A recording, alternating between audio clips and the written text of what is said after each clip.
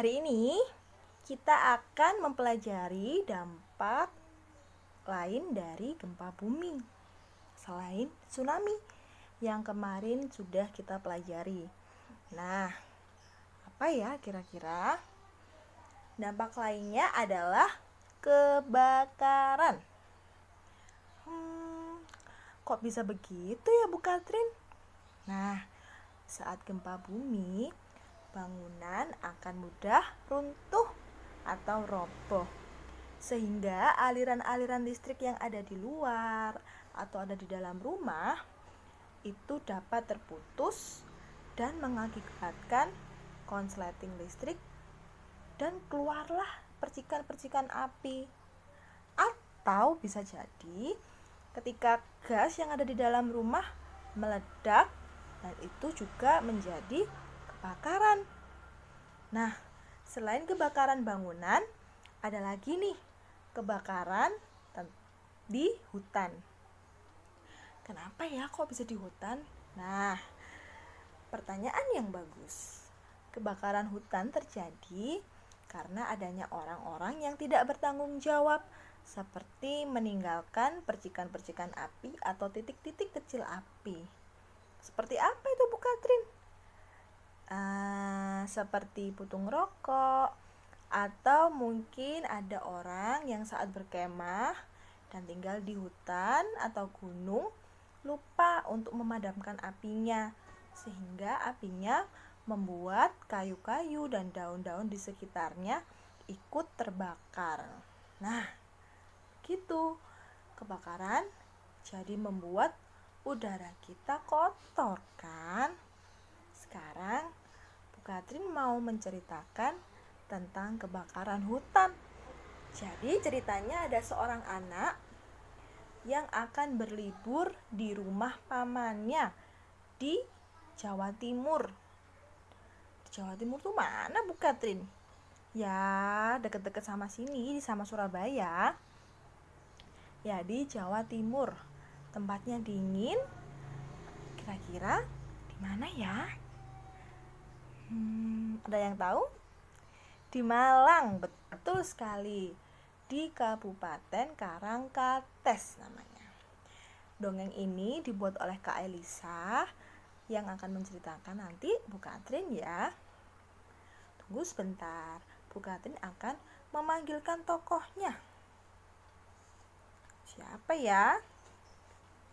Tadi kan ada anak, seorang anak. Seorang anak ini perempuan bernama Elis. Coba kita panggil Elis ya. Elis. Apa itu tadi warna biru? Elis. Mana? Nggak dengar? Kurang keras. Elis.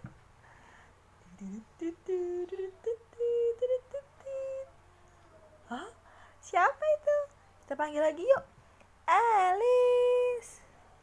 Halo, halo. Namaku Elis. Nah, ini Elis akan berlibur kemana Elis? Aku mau berlibur ke rumah Paman Sen. Yuk kita panggil Paman Sen. Ayo. Yuk. Paman Sen. Paman Sen. Kurang keras nih anak-anak. Paman Sen. Paman Sen. Hai Paman Sen. Aduh, kenapa kalian ribut-ribut? Nah, ini Paman Zen dan ini Elis. Kita akan mendengarkan cerita dan dongeng dari mereka.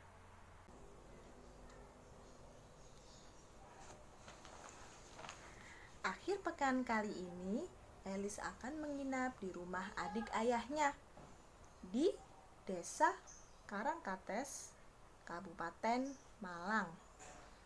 Untuk menghirup udara segar, Paman Zen mengajak Elis berjalan-jalan. Elis? Iya, Paman Zen. Ayo, kita jalan-jalan. Oke, Paman Zen. Mereka menaiki sepeda motor. Elis sangat senang karena melihat pemandangan yang indah. Derasnya aliran air sungai dari berantas. Wah, bagus sekali ya pemandangannya, Paman. Tapi tiba-tiba Alice melihat ada asap membumbung tinggi di langit. Paman Zen! Paman Zen! Ada apa, Alice? Itu! Ada asap yang membumbung tinggi. Paman Zen melihat, lalu menepikan motornya dan mencari sesuatu.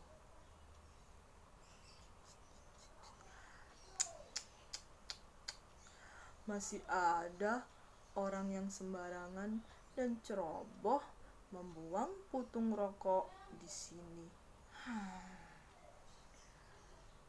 Ada apa, Paman Zen? Ini ada orang yang membuang putung rokok sembarangan. Akibatnya asap membumbung tinggi dan api di mana-mana. Lalu mereka melanjutkan perjalanan. Tiba-tiba Paman Zen membunyikan belnya. Ada apa lagi, Paman Zen? Ada apa ya? Paman Zen berjalan-jalan mencari sesuatu. Apa ya?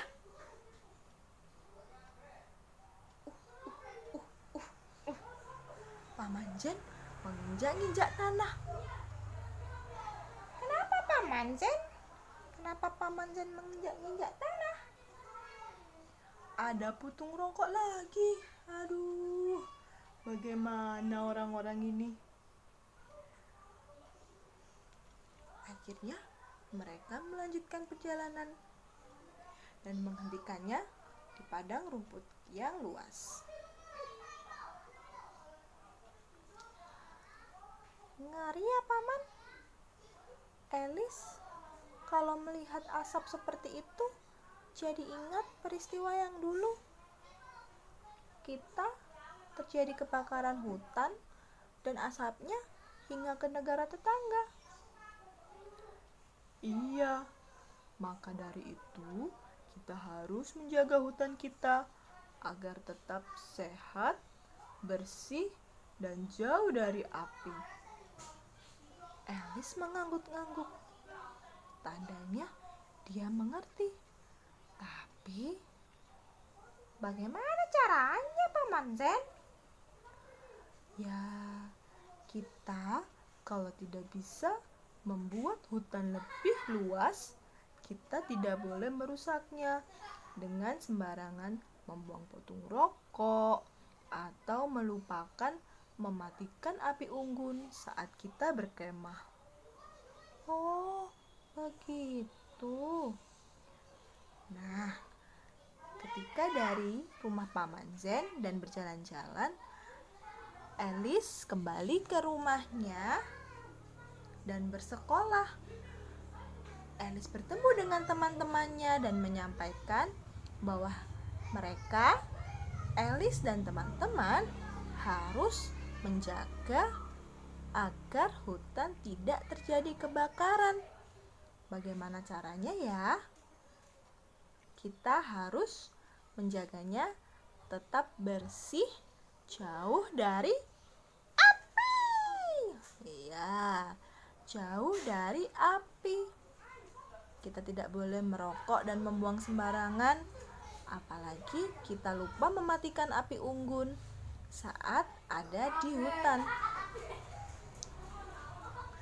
Nah, anak-anak bisa ya berjanji untuk menjaga kesehatan dan kebersihan hutan sehingga tidak terjadi kebakaran. Nah, sekarang bukatin tanya. Saat terjadi kebakaran, misalnya di rumah teman atau di rumah tetangga atau di rumah orang lain, di hutan gitu ya, siapa ya yang menolong? Pemadam kebakaran. Bagaimana suaranya pemadam kebakaran? Ngiu, ngiu, ngiu. Gitu ya. Nah, sekarang Katrin mau menunjukkan nih. Tara. Ini ya, mobil pemadam kebakaran. Nanti anak-anak menghitung berapa persegi dan warna apa saja yang dipunya anak-anak. Lalu ada berapa lingkaran dan warna apa saja. Bisa ya? Oke? Selamat berkreasi. Tuhan memberkati. Tetap sehat.